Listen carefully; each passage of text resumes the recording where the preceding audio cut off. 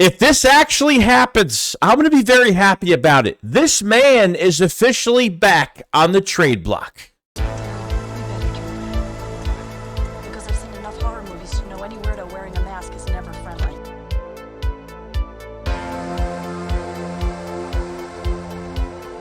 Yo, well, tomorrow is the day where we get through another week of football against the Washington Commanders. But obviously leading into everything here with the trade deadline, or the Eagles actually sellers during the trade deadline. We've already talked about if Derek Barnett would be trade bait or somewhat, the Eagles could look to move at this point. And news did come out the other day by Albert Breer that Derek Barnett is officially on the trade block for the Philadelphia Eagles. Since drafted in 2017, a very fantastic rookie year from Derek Barnett, and really has done nothing else after that. His career has pretty much been injury after injury after injury, and hasn't lived up to his full potential as a first round pick. And we've wanted him gone the last 4 years, to be honest with you. If you want to really, take it to another level here, last 4 or 5 years, pretty much. Last year in 22, was hurt the whole year. And in 21, he was just a knucklehead on the field. And that's the only one thing I could say that we've gotten from Derek Barnett, which we haven't gotten stupid penalties. We haven't had any drive killers from Derek Barnett. But realistically for me right now, okay, I don't know what trade value that Derek Barnett actually has. I mean, there's really nothing. I mean, I don't know. I mean, just think about this, okay? I think he hasn't had a quarterback hit for the last, 15 weeks, 13, 14, 15 weeks, something like that. I mean, literally, he hasn't had a quarterback hit in so long. We're talking going into last year, the last time he played, whether, obviously he was hurt, the year before. It's been a long time. I don't even think he has that many pressures, and his snap count was definitely diluted last game against Miami. He really didn't play that much. Nolan Smith really getting his shot at defensive end for, a couple plays. Nothing much there. I think Nolan Smith only is averaging 6-7 snaps a game. It's just not enough. So I'm trying to figure out right now, if they make the trade for Barnett, who do they put in that spot? Is it Nolan Smith, or do they go out and get a free agent? If they go out and make a trade for a Brian Burns, which we've heard news on Brian Burns that he's not getting chopped or moved or whatever. But anything's possible right now. And this is the guy that wanted a trade before the season started. He doesn't want to be a rotational guy anymore. He thinks he's worth a lot more than that.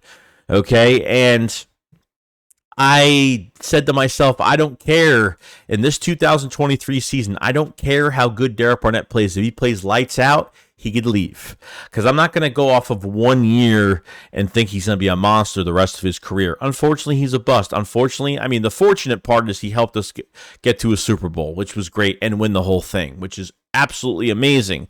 But what I'm really worried about here is Derek Barnett would be a nice trade package deal. So if you can't get a straight on draft pick for him, you're going to have to try and package him up for somewhat of a trade to get somebody in the building. Okay, and I think that's what I would try to do. Like I said, if anyone gives a 6th-round pick for him, I think it's a steal at this point.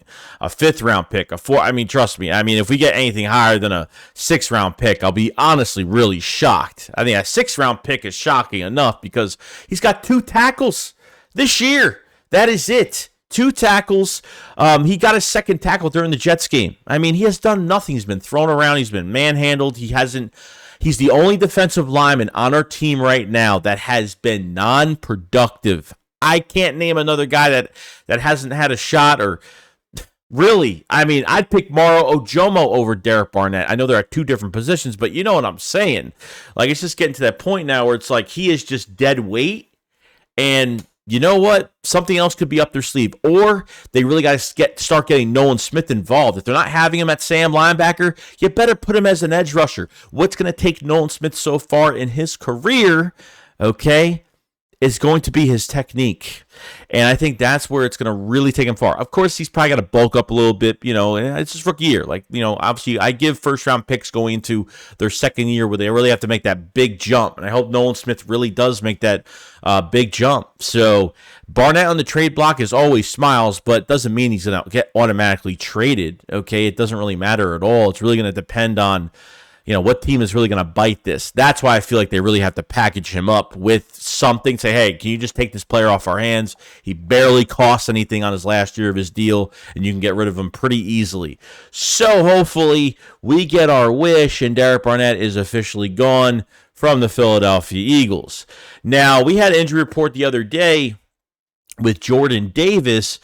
He was limited to really watching practice. He had a hamstring injury on Thursday. If he's not playing on Sunday against Washington, which really sucks, but I'm perfectly fine with it. I'm glad we got the back end of Kevin Byard done with, and we have Reed back, we have Sidney Brown back.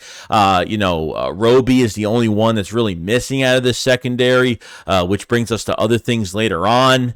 But Jordan Davis being out, I'm not really making a big deal out of it at all. It's precautionary. But man, who knows? Maybe he will play. Maybe he'll play on the injury on Sunday. I'm not really sure. So I would think that Jalen Carter is going to get more snaps, most likely. You're just going to give somebody more snaps. That's what's going to happen here.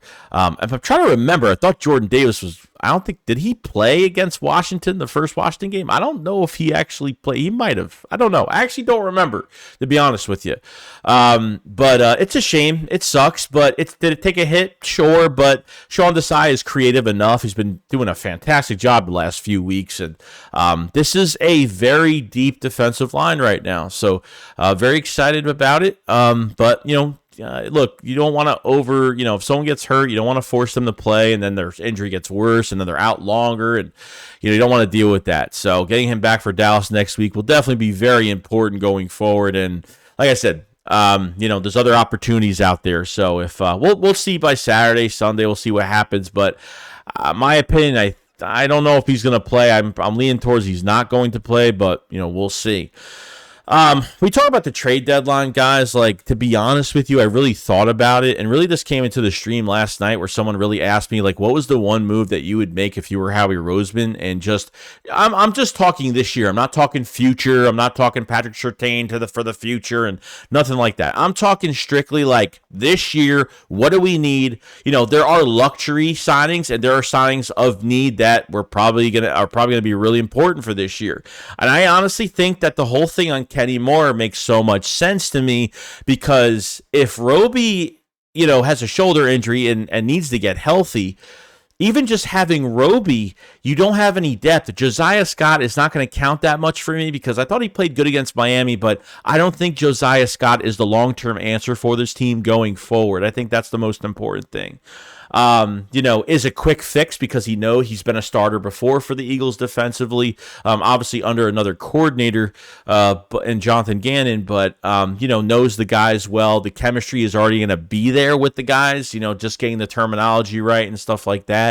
Kenny Moore is a 28-year-old savvy veteran, one of the best nickel cornerbacks that are out there right now, and making a trade for him, if he is available, Shane Steichen, the relationship with the Colts and Shane Steichen, since Steichen was the offensive corner for the Eagles the past few years, I think is really going to help this trade go down, and I really think that this is the perfect trade to make as a value standpoint. Not a future standpoint, but as a value standpoint right now. I think you need to, we talk about Patrick Surtain, Derrick Henry, some of these other guys. These are luxury signings. I'm talking about pure value when it comes to really what we need. Because to be honest with you, as much as Josiah Scott played well, like I said, it's not going to be the long-term answer.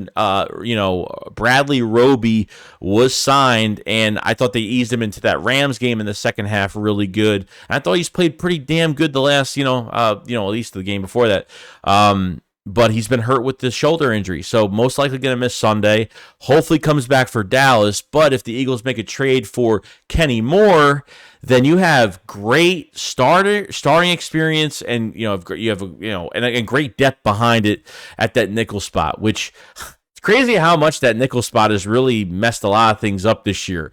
Zach McPherson getting injured was supposed to be the backup for Avonte Maddox. Then Avonte Maddox gets hurt 2 times this year, a foot, a toe, or whatever at this point. And, he's been hurt 4 times in 2 years. So like I said, as a valued signing to sign, to get, Kenny Moore into the building and get him acclimated and just have him as a pure starter. And Roby could be your depth piece, or he could be put in on certain packages. So you never know how they could use him. But I think the Kenny Moore thing is the most realistic for me and makes the most sense out of everything else. Because we honestly don't know if the Eagles have interest in a future cornerback and Patrick Surtain and how much they're going to give up for it. We don't really know how much they value this running back core and why are they not playing Rashad Penny. We ask the same question every single week on this running back core, and it seems to stay the same every single week. So I'm very, very confused over that. Using Gainwell between the 20s is okay, but I feel like the offense just loses too much juice at a time. So like I said, it comes down to this. I think the secondary is most important. The defensive line, it's baller. It's great. Your first two lines can start for NFL rosters. That's how deep you are, at that, defensive line position right now. So when it comes down to it, as a valued asset for trade, it definitely is Kenny Moore. So, hopefully it comes true. If it doesn't, it is what it is. And then whatever they do, I'll be happy with it. But Howie Roseman's been working the phones like crazy, and we'll find out what happens. And lastly, the safety deal. I mean, we got the 2 Middle Tennessee boys coming, in Philadelphia, starting next to each other. Both actually worked out. Kevin Byard and Reed Blankenship worked out together this past offseason. They both have, homes in Tennessee that they go back to in their off time, which is great. And these two have chemistry already. So getting the calls right is the number one thing. I think the communication's always been off. Terrell Edmonds not here anymore, which is great. Sidney Brown is your third safety, which is fine. But Sidney Brown needs to be cross-trained the rest of this year or going into next year. I think Sidney Brown is a big cross-train prospect on this roster.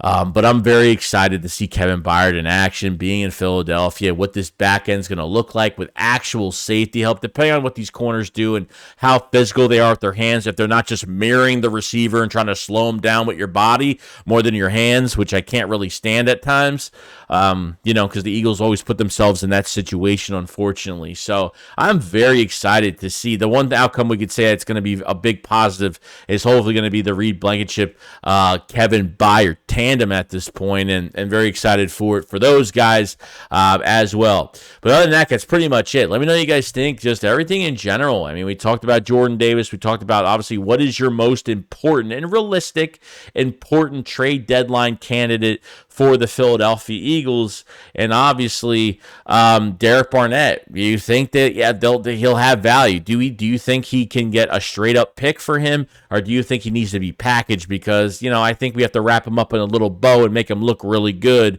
for a team to kind of grab hands at it. So it's going to be really interesting. But other than that, guys, that's pretty much it. If you guys last this long in this video, make sure you subscribe to the video. Make sure you like the video as well. It does help out the channel a lot. And you guys enjoy the rest of your day. I'll see you guys on the next one. Shakes about, follow, slide. Peace out, guys. Peace.